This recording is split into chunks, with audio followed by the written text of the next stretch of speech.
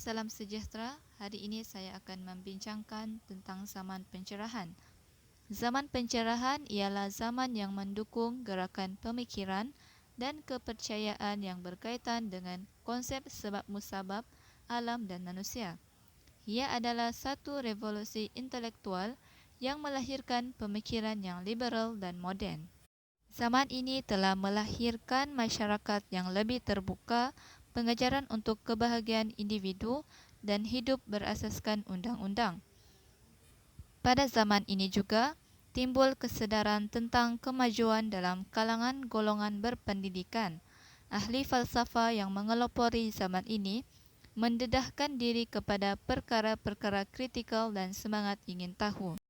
Dari segi politik, wujud enlightened despot, yaitu raja-raja yang ingin memerintah dengan penuh kesedaran. Antara rajanya ialah Peter the Great dan Frederick the Great. Mereka percaya bahawa sikap manusia yang mengikut undang-undang boleh diaplikasikan dalam aspek-aspek lain seperti moral, kerajaan dan ekonomi.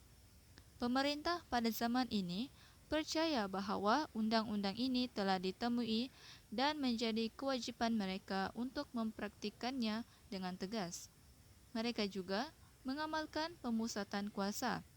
Ahli-ahli teori politik juga memberi perhatian tentang cara-cara menggunakan kuasa politik untuk membaiki taraf hidup manusia.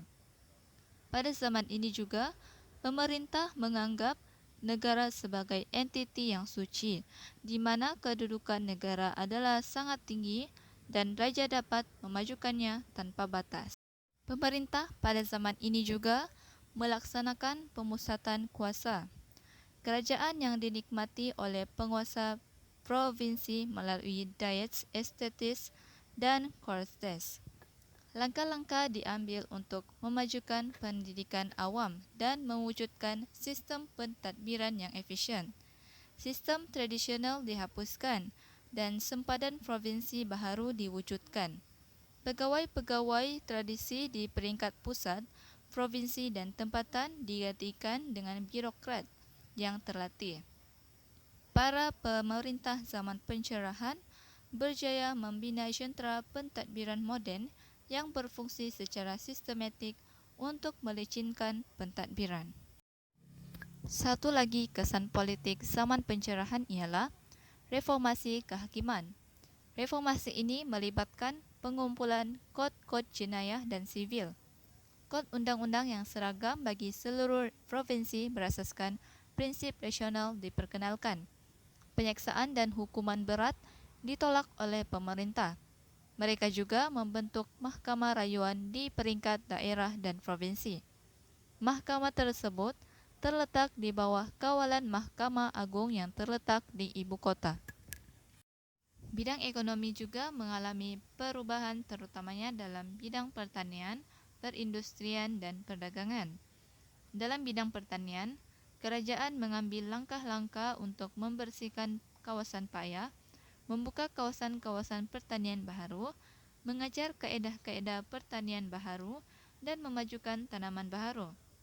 Sistem serfdom yang wujud sebelum zaman ini dianggap tidak ekonomik dan pemerintah berusaha menghapuskan sistem perburuhan ini. Pemerintah juga berusaha mendapatkan pasaran yang lebih luas untuk produk-produk yang dihasilkan dalam negeri. Dalam bidang perindustrian dan perdagangan, raja-raja menghapuskan semua bentuk sekatan yang boleh menghalang perjalanan ekonomi.